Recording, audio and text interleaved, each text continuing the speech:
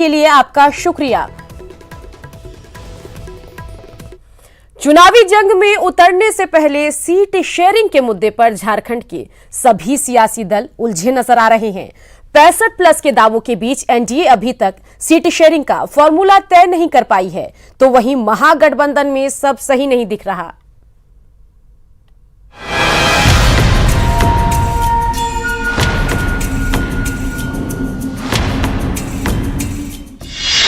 चुनावी दंगल में उतरने से पहले फंसा पेच। सीट शेयरिंग के मुद्दे पर उलझे सियासी दल। झारखंड जेडीयू ने पकड़ा अलग राह। महागठबंधन में भी ऑल इज वेल नहीं। आगामी विधानसभा चुनाव को लेकर राजनीतिक गलियारों में तैयारियां जोरों पर हैं। मगर गठबंधन में सीट शेयरिंग के मुद्दे पर ना तो एनडीए गुत्थी सुलझा पाई है और न ही महागठबंधन के दल। सत्तारूढ़ दल बीजेपी आजसू के सहयोग से विकास के मुद्दे पर जनता के बीच जाने की तैयारी में है। 65+ के लक्ष्य को बनाकर चुनाव मैदान में उतरने को तैयार एनडीए अब तक सीटों के फॉर्मूले को तय नहीं कर पाई है। वहीं बिहार में एनडीए फोल्डर में रहने वाला जेडीयू झारखंड में अलग राह पकड़ने की घोषणा कर चुका है। नोटिफिकेशन चुनाव आयोग का होगा, आप देखिएगा सारी चीजें समय पर होंगी।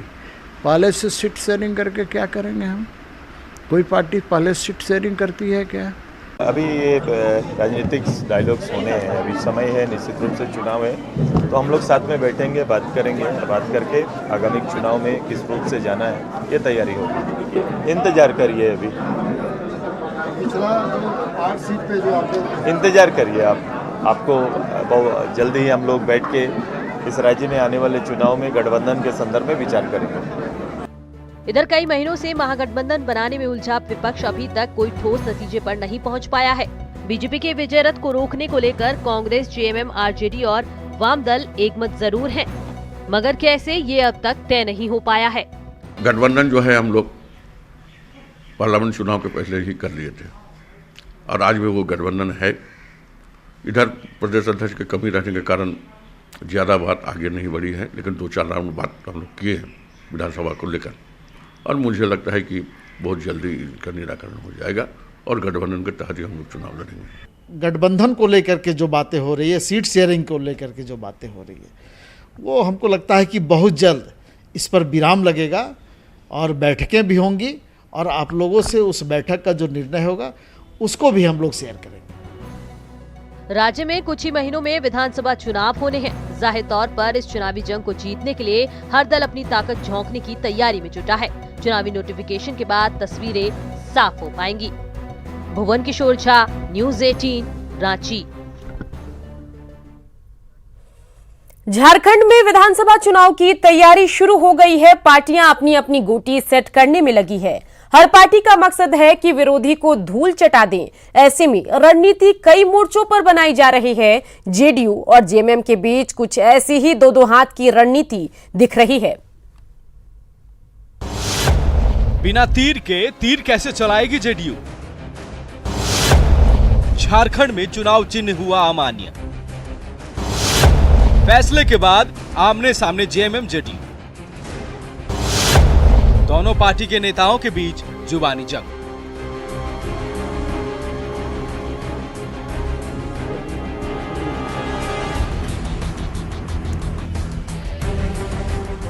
झारखंड में अपनी जड़ें मजबूत करने में जुटी जेडीयू को बड़ा झटका लगा है।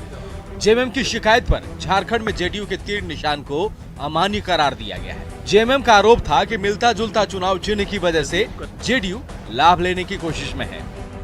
ये भ्रम की स्थिति फैलाने का उन लोगों का प्रयास था ताकि हम लोगों के सिंबल को, जो तीर धनुष के छाप को तीर के साथ में घालमेल किया जाए। लेकिन चुनाव आयोग ने पिछले 16 अगस्त को, जिसकी सूचना आज हम लोगों को मिली, जदयू का सिंबल झारखंड में अमान्य कर दिया। उनको तीर चुनाव चिन्ह यहाँ पर नहीं मिलेगा। दरअसल बिहार में इसी मुद्दे को लेकर जेडीयू कोर्ट गई थी, जिसके बाद वहां जेएमएम के चुनाव चिन्ह को अमान्य करार दिया गया था। अब जेडीयू के झारखंड अध्यक्ष सालखन मुर्मू जेएमएम के चुनाव चिन्ह तीर धनुष को आदिवासियों के पहचान से जोड़ते हैं। साथ ही इस चुनाव चिन्ह को खत्म कराने को लेकर कोर्ट जाने की बात कहते हैं। इसके पूर्व जदयू ने इसी तरह का एक भ्रम की स्थिति बिहार में पैदा की थी, जिसके खिलाफ हम लोग चुनाव आयोग में गए थे और उसी के आलोक में हम लोगों के पक्ष में ये फैसला आया। जेएमएम पार्टी सिंबल के आधार पर आदिवासियों का वोट लेती रही। यदि हम सफल हो गए उस सिंबल को फ्रीज कराने में, हो सकते हैं, क्योंकि ये मामला गंभीर है, अब तक उनके खिलाफ कोई कोर्ट में नहीं गया, हम लोग जाएंगे, तो उस हालात में जेएमएम को प्रूव करना होगा कि उसका नेता कौन है। वहीं बिहार के मंत्री और जेडीयू के झारखंड प्रभारी तो जेएमएम पर गंभीर आरोप लगा रहे हैं। राम सेवक सिंह ने तो यहां तक कह दिया कि सिंबल देकर बिहार में जेएमएम ने पैसों की उगाही की, लेकिन अब उनके मंसूबों पर पानी फिर गया।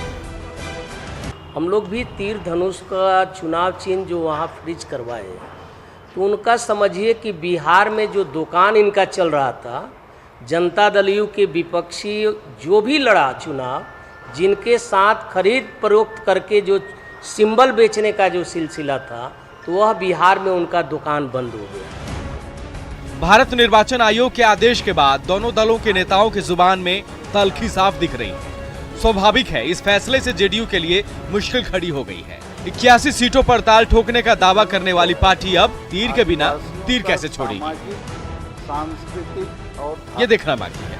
भुवन किशोर झा, न्यूज़ 18, रांची।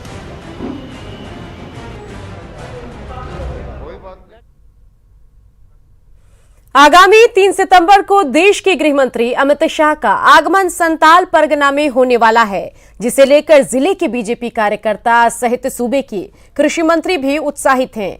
कृषि मंत्री रणधीर सिंह ने अपने गोड्डा दौरे के दौरान न्यूज़ 18 से बातचीत में कहा है कि अमित शाह का आगमन संथाल परगना सहित सूबे के सभी बीजेपी कार्यकर्ताओं के लिए टॉनिक का काम करेगा।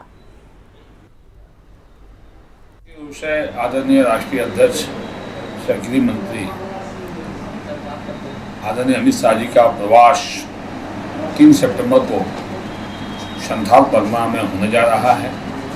निश्चित रूप से संथाल परगना के जिला से लेकर मंडल से लेकर बूथ और शक्ति केंद्र स्तर के कार्यकर्ताओं की एक बड़ी बैठक होगी और एक संथाल परगना के कार्यकर्ताओं में और राज्य के कार्यकर्ताओं में जान फूंकने का काम करेंगे, जो आगामी विधानसभा चुनाव के लिए टॉनिक का काम करेगा।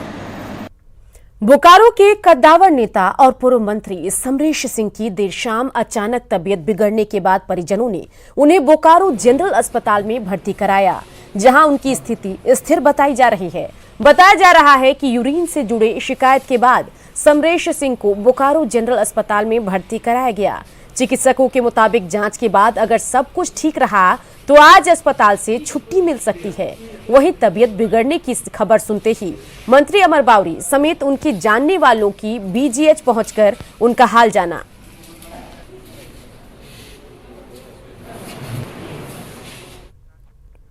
खबरें अभी और भी है, बने रहिए न्यूज़ 18 बिहार झारखंड के साथ।